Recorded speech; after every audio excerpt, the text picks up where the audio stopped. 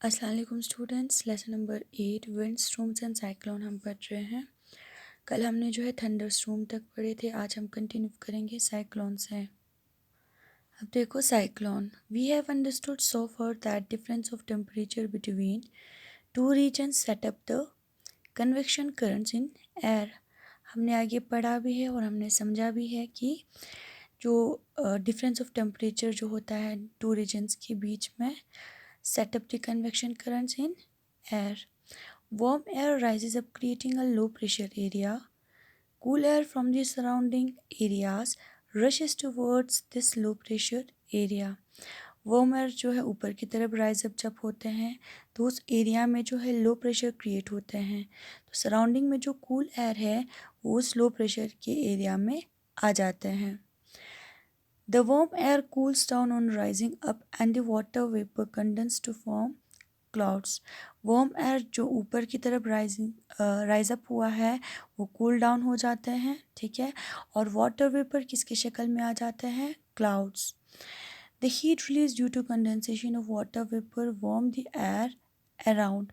और condensation of water vapour की वजह से हीट रिलीज होते हैं और जो अराउंड में एयर है वो फिर से क्या हो जाते हैं, वार्म हो जाते हैं। The warm air tends to rise up. Warm air फिर ऊपर की तरफ उठ जाते हैं, leading to drop in air pressure. उस वजह से एयर प्रेशर कम हो जाते हैं। More air rushes towards this low pressure area. और जो सराउंडिंग में कूल एयर है वो सब जो है लो प्रेशर एरिया में आ जाते हैं। This cycle is repetitive and result in a system of low pressure region with high speed winds revolving around it. This weather condition is referred to as a cyclone. तो ये cycle जो है repeat होते रहते हैं, यानी warm air जो है ऊपर की तरफ राइज अप होते हैं, फिर उस जगह में जो है लो प्रेशर क्रिएट होते हैं, तो सराउंडिंग में जो कूल एयर है वो वार्म एयर की जगह पे आ जाते हैं। यानी ये साइकिल जो है रिपीट होते रहते हैं और उसका रिज़ल्ट क्या निकलते हैं, जो जिस रीजन में लो प्रेशर होता है वहाँ पे जो है हाई स्पीड विंड रिवॉल्व करते हैं अराउंड इट, ठीक है। उस वेदर कंडीशन को हम क्या कहते हैं, cyclone. Wind speed, direction, temperature and level of humidity are some of the factors affecting the development of a cyclone. यानी बहुत ज़्यादा विंड स्पीड होना, डायरेक्शन, टेम्परेचर और लेवल ऑफ ह्यूमिडिटी, ये सब क्या है, फैक्टर्स है जिससे जो है साइक्लोन डेवलप्ड होते हैं। यहाँ पे आपको साइक्लोन का इमेज भी दिखाया है, इमेज ऑफ ए साइक्लोन, ठीक है।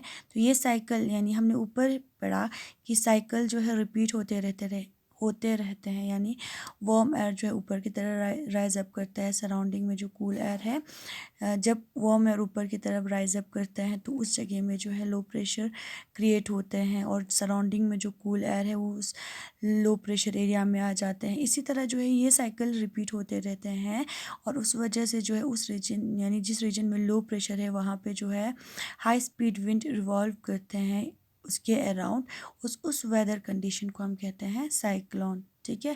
यानी wind speed, direction, temperature, level of humidity, ये सब जो है कुछ फैक्टर्स है जिनकी वजह से साइक्लोन डेवलप होते हैं।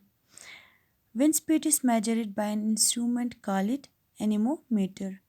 विंड स्पीड को जो है मेजर किया जाता है, उस इंस्ट्रूमेंट को हम कहते हैं एनीमोमीटर। विंड वेन, ये भी एक इंस्ट्रूमेंट है जिससे विंड स्पीड मेजर करते हैं। It is the shape of an arrow with the tip big in the front and the tail big in the rear part. ये जो है एक एरो की शेप का होता है, ठीक है, आगे की तरफ यानी टिप होता है और tail big in the rear part. Another shape is that of a rooster, यानी विंड वेन का एक शेप एरो की तरह होता है और दूसरा एक शेप है रूस्टर, ठीक है। इन बोथ केसेस, दोनों केसेस में, ठीक है, यानी एरो शेप का हो या रूस्टर शेप का हो, दोनों केसेस में जो है the rear part is broader then the front.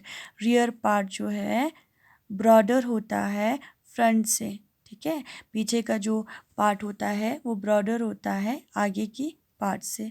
So that air press more there and, इसलिए जो है वहाँ पे जो है एयर जो है ज़्यादा प्रेस होते हैं एंड दस the tip point in the direction of the wind. और जो टिप पॉइंट है वो क्या दिखाते हैं, विंड का डायरेक्शन दिखाते हैं, ठीक है। टिप पॉइंट जो है विंड का डायरेक्शन शो करते हैं, ठीक है, विंड वेन में। समझ में आया? कल जो है हम यहाँ से कंटिन्यू करेंगे। Thank you.